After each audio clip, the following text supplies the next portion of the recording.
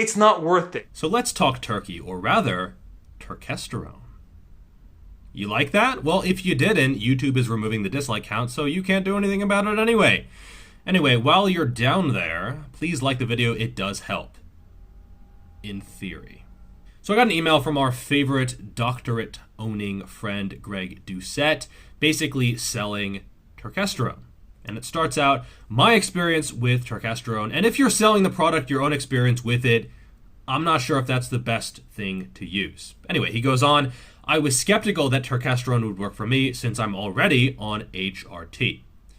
Which is a bit weird because they work through entirely different pathways, so if you're on TRT or not, it shouldn't really matter. Here's another review which definitely irked me. Yesterday, I popped my first Turk. A little background, I have never tried a pre-workout, so no idea what they feel like. This pill felt great. Wave of clean energy.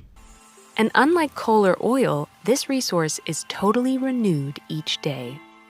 Like I never felt before. Workout lasted 15 minutes longer than usual and had a sick pump. Thanks, Greg. So the main issue with this is that it's not a pre-workout. This is not a caffeine or something you take before training to make yourself feel good. It's not a pump product. This is something you take in the long term to hopefully, theoretically, gain strength and size. It should not have an acute effect. So for them to include this in the marketing is a little bit ridiculous. This would be like if someone bought my book and said, hey Geoff, I've been using your training thing for 2 weeks and I gained 10 pounds of muscle. Wow, I'm getting such great pumps and I love the book. And me including that review. Even though I know it's bullshit. If they know what this product does, they know that this review is just pure placebo. Then there was a research section which looks impressive, lots of PubMed links, until you actually click on the links, which is I'm sure what they don't want you to actually do. But I read them and it was interesting. But the first study was on old mice. Are you an old mouse? Beware the trap of believing something to be true simply because you wish it to be so. So I should trust my instincts unless my instincts are wrong. Correct. You know it's good advice when you're still confused afterwards. And by itself, I wouldn't use a rat or a mouse study as very strong evidence. It's more of an indicator for what you might want to research in the future in humans. The second study, I did not actually read this one because it was in Russian with no abstract available, but it says very clearly, again, in male rats, and it's also from a good 45 years ago.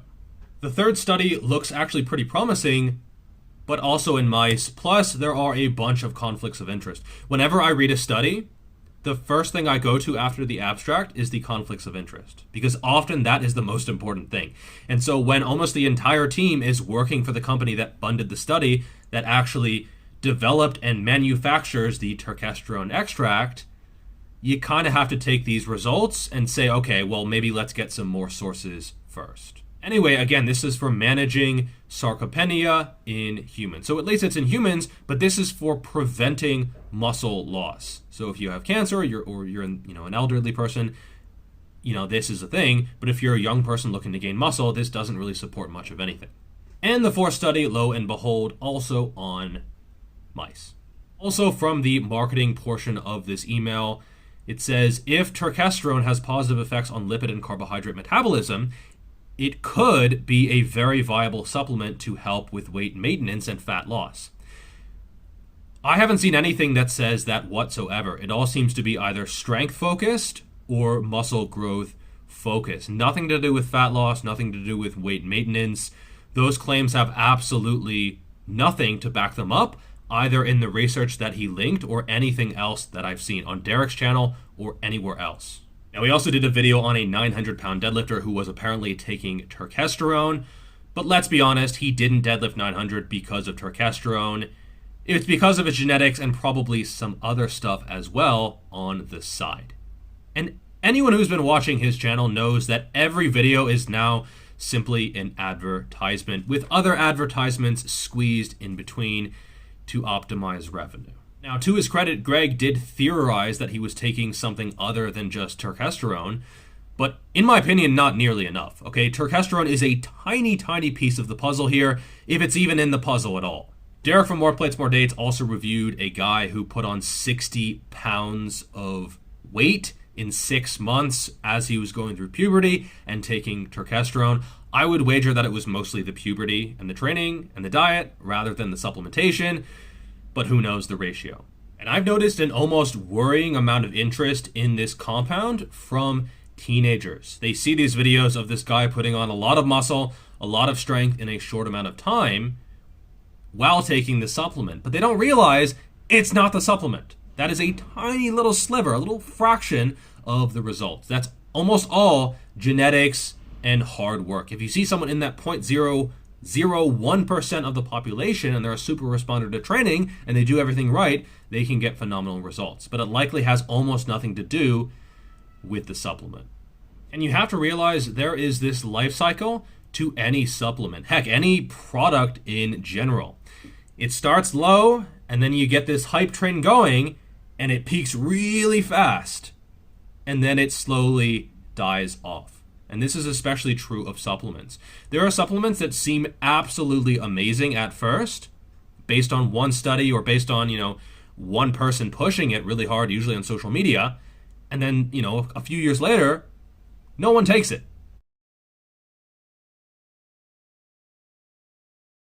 I want you to write it down. Garcinia cambogia. Because it may be the simple solution you've been looking for to bust your body fat for good. Now I've got the #1 miracle in a bottle to burn your fat. Lightning in a bottle.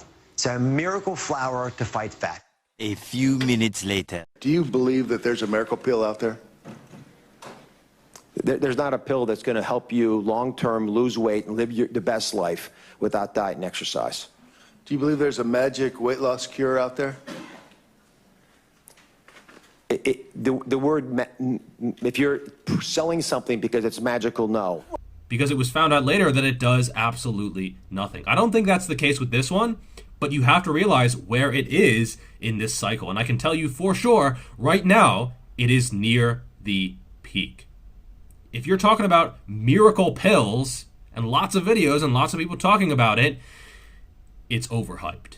And to his credit, Derek from More Plates, More Dates, he's been very reasonable. Over the past few days, I've consumed all of his turkesterone content from the very, very beginning, and there hasn't been a single time where he's been like, yeah, this is the shit, or something like that. If anything, he's downplaying the efficacy, because he knows that it can get easily out of hand. And it kind of has gotten out of hand, but it's certainly not really his fault. Now, one interesting study on this was the Isenmann study, and I can't hear Isenmann without thinking Isengard, and then I think of they're taking the hobbits to Isengard. They're taking the hobbits to Isengard.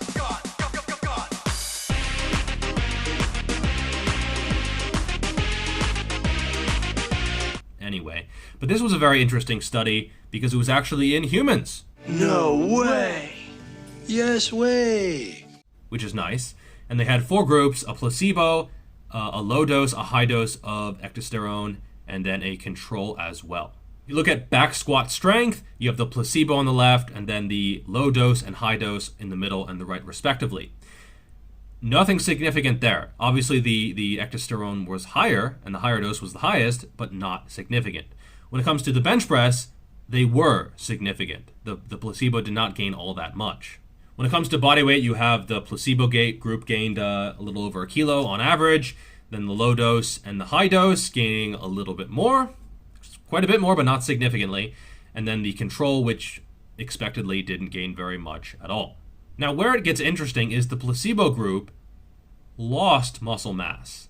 They lost 0.35 kilos of muscle mass, and the ecdysterone group 1 and group 2 gained muscle mass, the second one being a significant amount. However, what this is saying is that this placebo group gained strength on their squat, quite a bit, gained a little bit of strength on their bench press, gained about 1 kilo of body weight, and lost muscle mass. How does that add up? If I'm conducting a study and a group gains strength, gains weight, and loses muscle, my reaction would be, what the fuck? And yet in this study, they just sort of glossed over this. They're just like, yeah, the placebo, they reduced their muscle mass while gaining strength and weight. That makes sense. Now, in terms of dosages, keep in mind that it depends on how pure it is. Okay, so if it's 10% Turkesterone and it's in a complex and it's easily bioavailable, great. But you might get something that's 2% or 1% or maybe even less, or maybe there's nothing in it at all, okay? Or just like a tiny little fucking pixie dusting of turkesterone. So if you're not getting it from More Plates, More Dates or some other reputable source, well, be careful. One thing I get asked is this natural? I would say, yeah, it comes in food. We're just done with phrasing, right? That's not a thing anymore. You know, it's naturally occurring. It's a bit like creatine in that regard. So I would say, yeah. Another big draw is that it's not going to shut down your natural testosterone production. Now watch me shut this thing. And in terms of side effects, it pretty much seems to have basically none. I haven't heard any reports of anything. So I would say overall, in that regard, excellent. And I would say be careful of FOMO, fear of missing out. If you don't take a supplement in the first year that it comes out, nothing bad happens. If everyone else takes it, and then you take it a few years later when it's more well-researched and cheaper, that's completely fine. Now, Vitruvian Physique actually took this for 60 days, and he has a video which I'll link above on his full results. But by the end of the video, he said that it's not worth it for the vast majority of people because it's going to cost you about $2,000 per year if you want to use this supplement. Compared to basically any other supplement, that is absolutely astronomical. That is more expensive than just running cycles of steroids. And his 3 recommendations were, first, make sure that your training and nutrition are 9 out of 10 at least. And I 100% agree. I see a lot of people chasing the latest supplement, looking for any excuse to fix the things that actually matter, okay? So your training, your progression, how you set everything up, your diet, your sleep, your lifestyle, your training knowledge, your effort in the gym, all those other factors are going to be far, far more important than any supplement. Number 2, you take fitness very seriously. If this is not your thing, turkesterone's not for you. Okay, the benefit is so small that it's just not going to be worth it. Third, you have an annual income of $100K or more. And this makes sense. If you're making $30K a year and you don't have very much disposable income, you're not going to want to spend $2,000 per year using a supplement that has kind of meh benefits. I completely agree with these categories, but I'm still not going to bother. Like, to me, based on what I've seen, it's still not worth it. And I'm personally just going to wait until there's more evidence and the price hopefully drops. Especially right now that the supply chain is basically fucked and everything is super expensive. It's not worth it. You are much better suited to take all that money and put it towards... My book, by the way, is still just $15. It is a complete treasure trove on training knowledge, which is absolutely underrated when it comes to actually making progress in the gym. The more you learn, the more muscle you earn. And so my verdict is that it is currently overrated. I'm not saying it doesn't have any effect. I'm not saying that it doesn't show promise, but it is absolutely in that product lifestyle, and it is at the point where it is overrated. And you know, it sucks to be the guy at the party who is like, all right, come on, let's chill. We don't have to burn the 3rd cop car. And I'm also not saying that everyone who sells it is a big bag of shit. I have great respect for Derek. Anyway, that is all for this video. Like, subscribe, dislike. Oh, YouTube. Grab a copy of my book, which will definitely help you on your fitness journey. And I will see you in the next video. Peace.